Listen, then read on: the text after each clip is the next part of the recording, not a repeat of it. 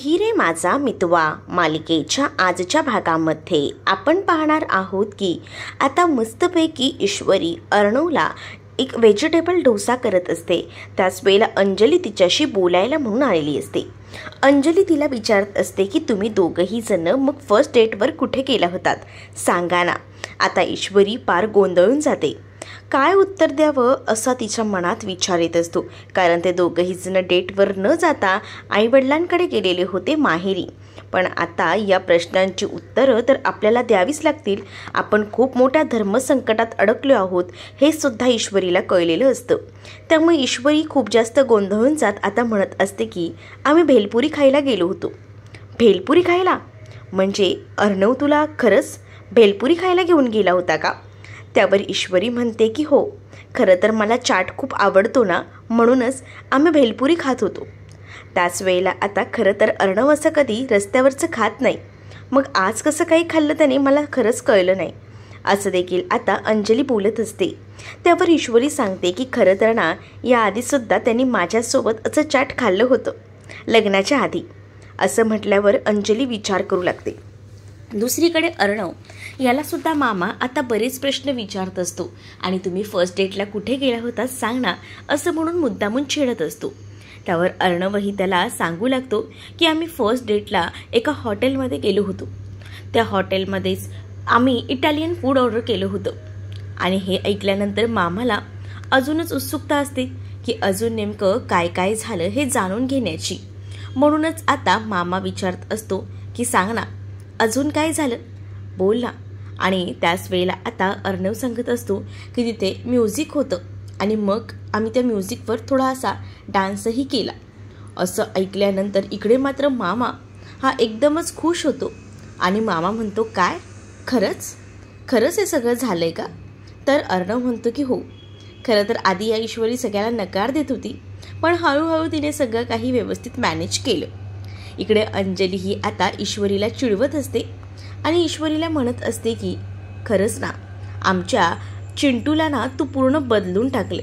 म्हणजे बघ ना, आमचा चिंटू जो होता तो कधीच असं बाहेरचं वगैरे खायचा नाही, पण आज तुझ्याबरोबर असताना बाहेरचं सुद्धा असं रस्त्यावरचं खायला लागलंय।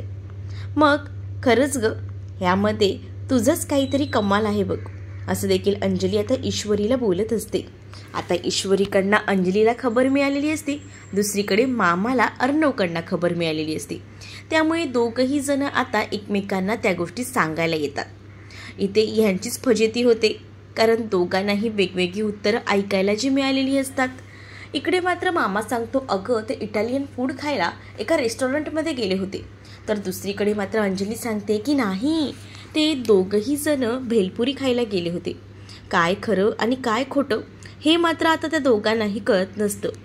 तर मामा बोलत असतो की अगं मला त्यांनी सांगितलं ते रेस्टॉरंटमध्ये गेले होते आणि ते म्युझिकही ऑन होतं। त्या म्युझिकवर हे दोघंही जण छान रोमॅन्टिक डान्सही करून आलेत। बघ ना, मला एवढ्या सगळ्या गोष्टी सांगितल्यात आणि तुला काय हे सांगितले असा देखील विचार इकडे आता मामा करत असतो। अंजली म्हणते की नाही, मला तर इशू बोलली की हे लोक भेलपुरी खायला गेले होते। नक्की काय खरं आणि काय खोटं हे आता ह्या दोघांनाही कळत नसतं। हे आता दोघंही कन्फ्यूज झालेले असतात। आपल्याला दोघांना तर ह्या दोघांनी फसवलेलं नाही आहे ना असं देखील आता कुठेतरी ह्यांना वाटू लागलेलं असतं। दुसरीकडे आता ईश्वरी आणि अर्णव रूममध्ये आलेले असतात। ईश्वरीला आता अर्णवला सगळ्या गोष्टी सांगायच्या असतात, त्यामुळे ईश्वरी पटकन लगेचच दार लावून घेते। अर्णवला म्हणत असते की तुम्हाला माहिती आहे का, खाली ना मला विचारलं गेलं होतं की तू काय करत होतीस, कुठे गेला होता तुम्ही, अंजलीताई विचारत होत्या। मग मी अंजलीताईंना सांगितलं की आपण दोघंही जण जे आहेत ना ते भेलपुरी खायला गेलो होतो। काय भेलपुरी? अरे रे, काय सांगून बसलीस तू हे, अर्णव म्हणतो। अर्णवला ईश्वरी म्हणते की काय झालं, तुम्ही काय सांगितले? तर अर्णव म्हणतो मलाही मामाने असेच प्रश्न विचारले होते, पण मामाला मी सांगितलं की आपण जे आहे ते एका रेस्टॉरंटमध्ये गेलो होतो इटालियन फूड खायला। हे सगळं काय सांगून बसलायत तुम्ही, काय गरज होती हे सगळं सांगायची हां असं देखील ईश्वरी आता बोलत असते। जेव्हा आता ईश्वरी हे सगळं काही बोलते तेव्हा मात्र आता अर्णव ईश्वरीकडे पाहत राहतो। ईश्वरीला म्हणतो की तुला गरजच नव्हती ना, तुला माहिती आहे ना सात्विक फॅशनचा CEO कधी रस्त्यावर उभं राहून भेलपुरी आपल्या बायकोला खाऊ घालेल का? काय यार तू पण. त्यावर आता ईश्वरी म्हणते की ओ तुम्हाला लक्षात नसेल म्हणून सांगते, याआधी आपण भेलपुरी खाल्ली आहे रस्त्यावर उभं राहून, विसरलात का? आणि तुम्हालाही तो चाट आवडला होता. चाटला नावं ठेवायची नाही, पहिलेच सांगते. त्या इटालियन फूडला ठेवा, पण माझ्या चाटला नावं ठेवायचं नाही. चाट हा सगळ्यांसमोर बनवला जातो, तुमच्यासारखं नाही. हे 4 भिंतीमध्ये त्या हॉटेलमध्ये काय बनवतात आणि काय नाही ह्याचा मेळ आपल्याला सुद्धा नसतो. पण हे जे फूड असतं ना ते सगळ्यांसमोर बनतं आणि यातूनच तर समजतं ना आपल्याला की त्यामध्ये नक्की काय काय त्यांनी घातलेलं आहे ते. आणि मला तर ना सांगूच नका तुम्ही, कारण माझ्यासाठी माझे चाट म्हणजे A1 आहे, A1. त्या चाटला कोणीही नावं ठेवलेली ना मला तरी चालत नाही आहे. असं देखील आता भांडणं सुरू असतात. तुला काय गरज होती हे सगळं काही सांगायची? एवढं सांगण्यासाठी कशाला म्हणून तू तिथे गेली होतीस? बघा, मला अंजलीताईंनी विचारलं सो मी सांगितलं. मी काही चुकीचं सांगितलंय असं मला वाटत नाही. तुम्हीही माती खाल्ली, मीही खाल्ली.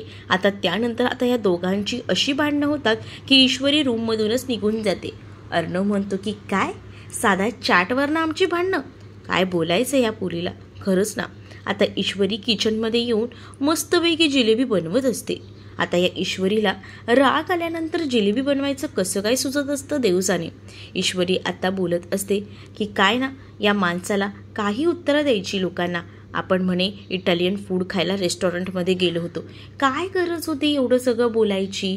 आता बघितलं ना, आता आपणच तोंडावर पडलोय. इकडे मात्र आता ईश्वरी एवढ्या रात्री जिलेबी बनवत असते म्हणून अंजली आणि मामा या दोघांचेही बरोबर त्या ईश्वरीकडे लक्ष असतं. ते दोघंही जण विचार करतात की काही झालंय काय हिला, ही अशी काय इतक्या रात्री ह्या जिलेबी का बनवते ही? मग काय झालं असेल मामा, तुला काय वाटतं?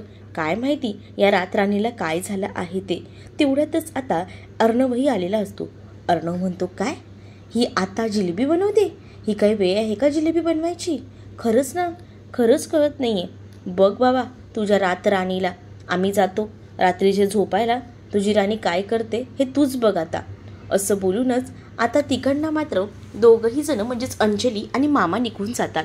तर दुसरीकडे मात्र आता अर्णव याला प्रश्न पडलेला असतो की या ईश्वरीला एवढ्या रात्री ही जिलेबी बनवायला झालंय तरी काय? कारण त्याला माहिती आहे रूममध्ये भांडणं झालेली होती, मग भांडणं झाल्यावर कोण जिलेबी बनवते का हा विचार देखील आता अर्णवच्या मनात येऊ लागलेला असतो. किचनमध्ये येतो आणि ईश्वरीला विचारतो काय करतेस तू? आता जिलेबी एवढी वेळ आहे का ही जिलेबी करायची? कशाला?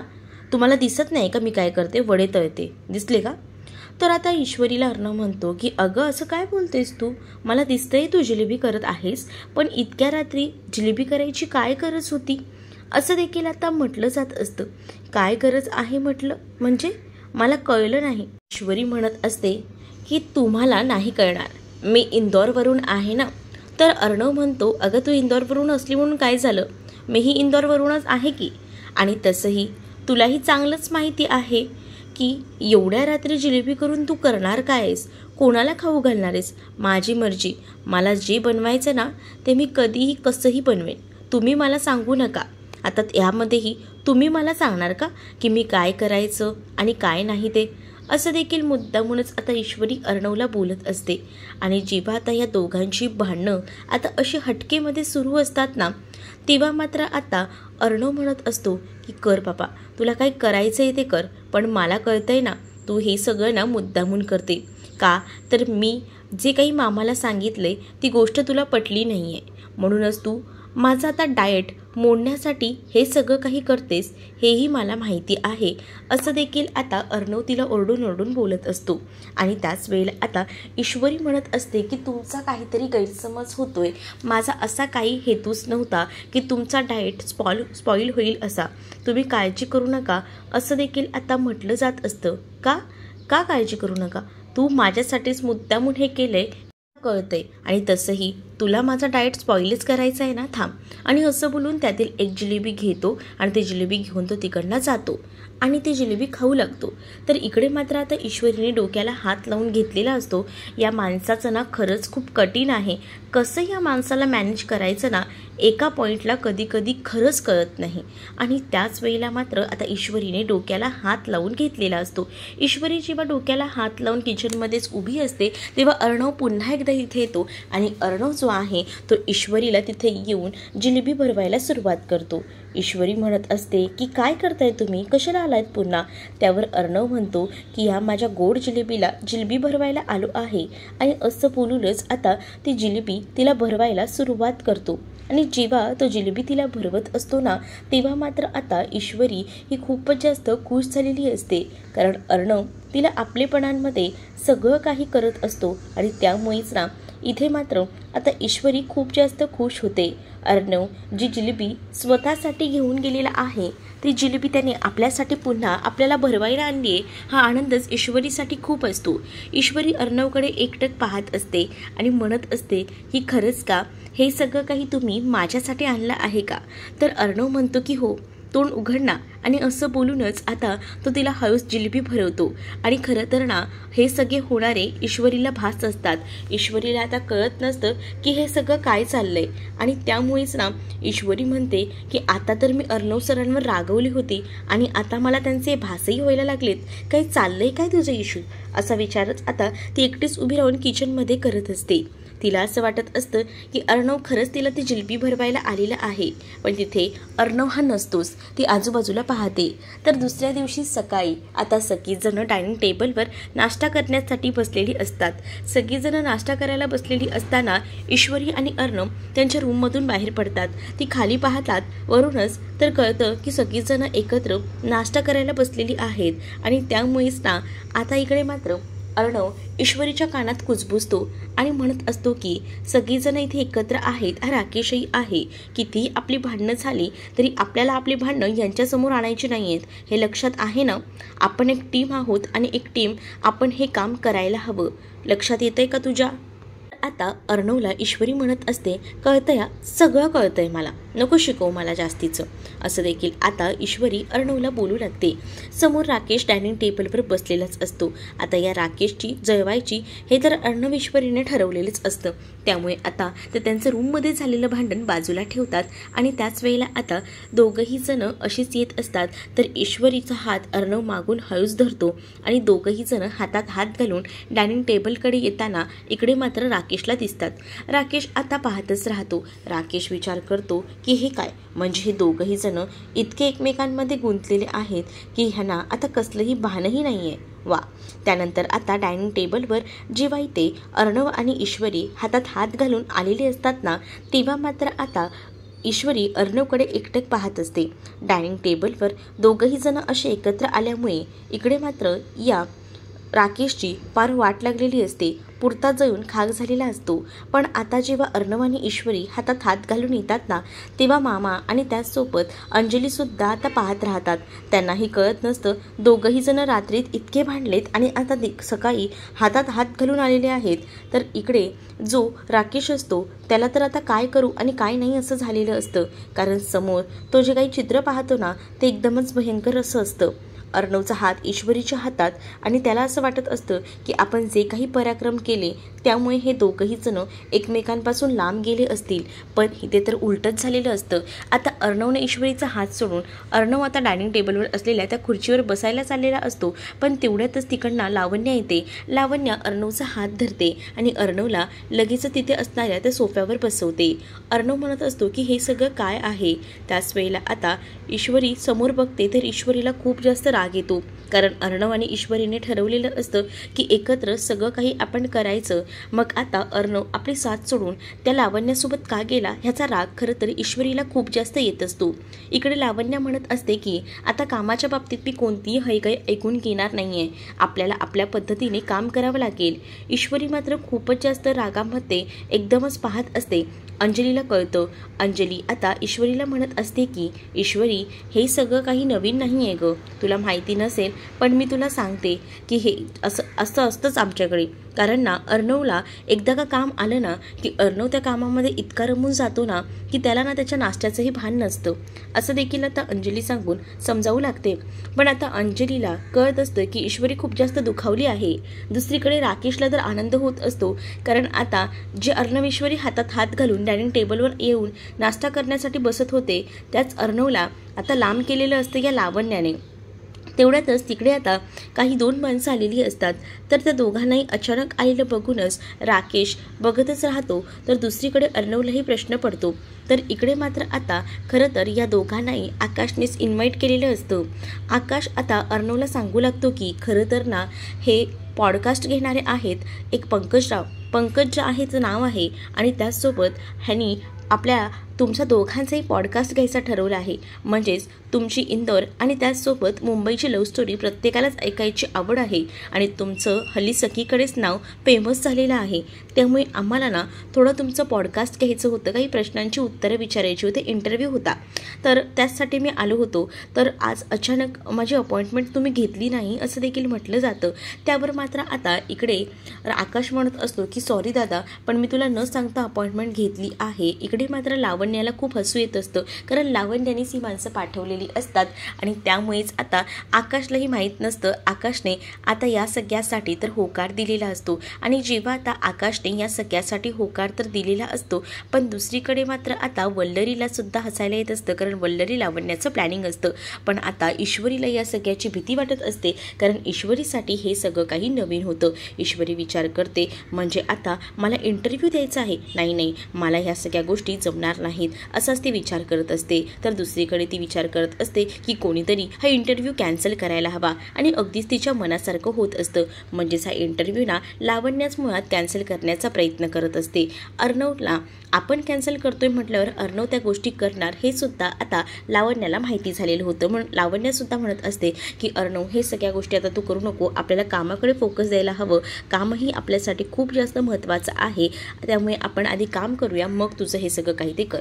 त्यावर आता अर्णव हा आकाशकडे बघत असतो. तर आकाश म्हणत असतो की मला असं वाटतं की ही इंटरव्ह्यू मी मुद्दामून ठेवलेली आहे, कारण हा जर इंटरव्ह्यू व्हायरल झाला तर आपल्या विंटर कलेक्शनसाठी ह्या सगळ्याचा फायदा होऊ शकतो असं मला वाटतं. म्हणूनच हा इंटरव्ह्यू करायला हवा असं देखील आकाश सांगू लागतो. त्यावर आता अर्णवसुद्धा हा इंटरव्ह्यू द्यायला तयार झालेला असतो. पण इकडे आता इंटरव्ह्यूसाठी तयारी तर करायला हवी. त्यासाठी आता अर्णव आणि ईश्वरी रूममध्ये जायचं ठरवतात. ईश्वरीला खरं तर या इंटरव्ह्यूसाठी तयारच व्हायचं नसतं, कारण तिला हे इंटरव्ह्यू आणि हे सगळे जे खेळ होते ते खरं तर आवडत नव्हते. कारण या इंटरव्ह्यूमध्ये खूप सारे प्रश्न विचारले जाणार आणि आता या प्रश्नांची उत्तरं कशी काय द्यायची या गोष्टींमध्येच ती हरवून गेलेली असते. दुसरीकडे मात्र आता लावण्याला ज्या गोष्टी हव्या असतात त्या गोष्टी आता एकदम परफेक्टली घडत असतात, कारण लावण्य तर या पॉडकास्ट घेणाऱ्या माणसांना अपॉइंट केलेलं असतं. फक्त आकाशचंही निमित्त असतं. राकेशला मात्र हे सगळं बघून खूप जास्त आनंद होत असतो, कारण राकेशला माहिती असतं की हे सगळं काही हे प्लॅनिंगनुसार घडत आहे. त्यानंतर अर्णव म्हणत असतो की आम्हाला थोडा वेळ द्या, आम्ही छान तयार होऊन येतोच. आणि असं बोलूनच तो आता ईश्वरीला लगेच इथे बोलवतो. ईश्वरी नाईलाजाने अर्णवच्या जवळ जाते आणि अर्णव मात्र ईश्वरीला म्हणतो की चल आपल्याला फ्रेश व्हायला वर जावं लागेल. आणि असं बोलूनच आता तो मात्र ईश्वरीला घेऊन वर जायला निघालेला असतो. राकेश मात्र या दोघांकडे पाहून हसू लागतो. राकेशला माहिती असतं की त्याला ज्या काही गोष्टी हव्या आहेत त्या एकदम परफेक्टली घडत आहेत. इकडे मात्र आता अर्णव आणि ईश्वरी रूममध्ये आलेले असतात. त्याच वेळेला आता अर्णव ईश्वरीला म्हणत असतो की काय झालं आहे. त्यावर ईश्वरी म्हणते की सॉरी सर, पण मला नाही जमणार, प्लीज मी हा इंटरव्ह्यूमध्ये येणार नाही आहे, हे माझं फिक्स आहे. अर्णव म्हणतो की असं काय करतेस, आपल्याला इंटरव्ह्यू द्यायचा आहे, एवढं काही मोठं काम नाही करायचं, एवढी का हायपर होतेस असं देखील आता तो म्हणू लागतो. आणि त्याच वेळेला आता इकडे मात्र आता अर्णव म्हणत असतो की ह्या सगळ्या गोष्टी आपल्यासाठी इझी आहेत आणि तुला माहिती आहे ना आपली एक स्पेशल अशी टीम आहे, मग आपण तर हे सगळं करू शकतो ना, काय एवढी हे होतेस असं देखील आता तो तिला बोलू लागतो आणि तो तिला शांत करायचा प्रयत्न करत असतो. त्याच वेळेला आता ईश्वरी म्हणत असते की सर मला या सगळ्याची सवय नाही आहे, तुम्हाला माहीत नसेल पण या इंटरव्ह्यूमध्ये उलटसुलट प्रश्न विचारले जातील आणि तेच प्रश्न मला नको आहेत, म्हणूनच मी या इंटरव्ह्यूला नकार देते. तर अर्णव म्हणत असतो की बघ तुला तर चांगलंच माहिती आहे आपली लव्ह स्टोरी किती हटके आहे, मग तसंही आपली एक टीमही आहे, राकेशही तिथे असणार, थोडं जलस करायची तेवढीच संधी मिळणार. आणि मला माहिती आहे तू ना हे करू शकतेस. तू आता असं विचार करायचास इंटरव्ह्यू देताना की तुझ्यासमोर तुझी इंदौरची एक मैत्रीण उभी आहे आणि तिच्यासोबत तू बडबड करतेस. तुला तर बडबड करायला काही सांगायला हवं का? त्यावर ईश्वरी अर्णवला म्हणते की तुम्हाला इथेही मस्करी दिसते का? अर्णव म्हणतो अगं मस्करी नाही, खरंच म्हणतोय गं. असंच इंटरव्ह्यू देताना बोलायचं, म्हणजे कसा कॉन्फिडन्स एकदम ठामपणे दिसतो. आणि त्याच वेळेला ईश्वरी नाही नाही म्हणत असते. अर्णव आता ईश्वरीला डोळे बंद करायला सांगतो. ईश्वरी अर्णवच्या सांगण्यावरनं डोळे बंद करते. तर आता अर्णव ईश्वरीला एकदम चांगलं समजावत असतो आणि म्हणत असतो की तू विचार कर, तू एकटी असताना तू काय काय करू शकतेस बघ. तू स्वतः एकटी लढू शकतेस. त्या दिवशी माझ्यावर हल्ला झाला तेव्हा कसं तू मला वाचवायला रक्षण केलंस माझं? ह्याच्या आधी असं केलं होतंस का? नाही ना. मग प्रत्येक गोष्ट आपण जेव्हा करतो ना तेव्हाच हळूहळू आपल्याला जमतात. आणि म्हणूनच मी तुला सांगतोय बघ, याही गोष्टी जमतील. डोळे बंद कर बरं.